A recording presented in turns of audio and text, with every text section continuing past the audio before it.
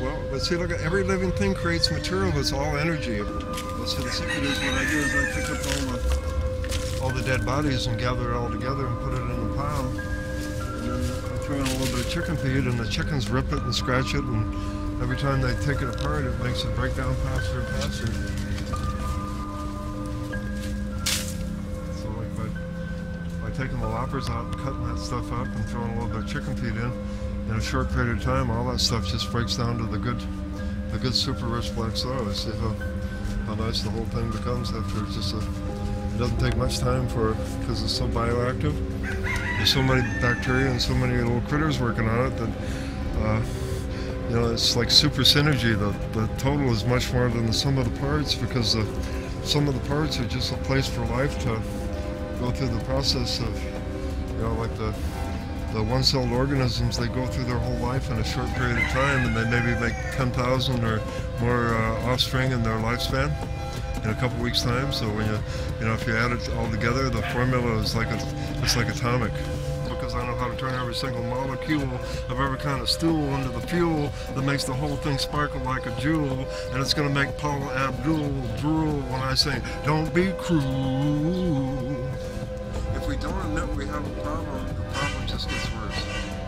Cancer has become a mega-billion-dollar industry that, rather than the doctors and the pharmaceutical people to admit that there's a simple cure, they would rather have the money. And it's okay if we got to cut every woman's breasts off or whatever, and if all our hair has to fall out, and we have to get the chemotherapy. Hey, the bugs are so good that we've put them through it. So cancer in an alkaline situation dies. They can't live. The tobacco industry kills 450,000 people a year outright, and the government says that's okay because the money's here.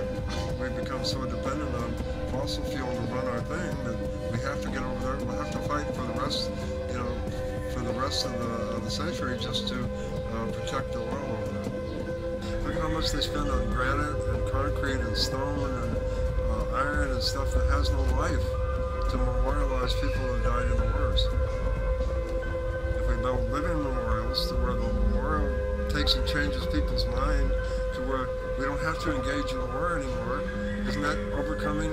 Isn't that using the fact that all these people died for the inspiration to overcome war and eliminate it? I see the ice is finally melting. The polar caps are melting. Global warming has become a real problem. It's obvious that the polar bears are breaking through the ice. The penguins are dying because they can't travel the pathways that they used to because the ice is going away. South Sea Islands are going under the water because when the water is in ice form, it's not a problem.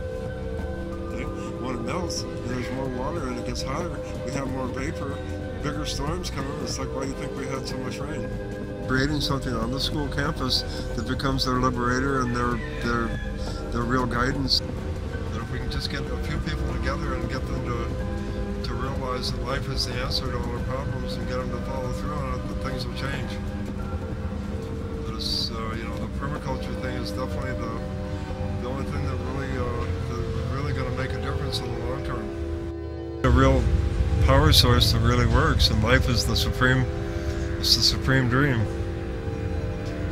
So if we can just get people to realize that, I think things will change. But the problem is the powers that are have got young people so brainwashed with the TV and the video games and all the other stuff that it's kind of hard to get some of them back once they get too far into it.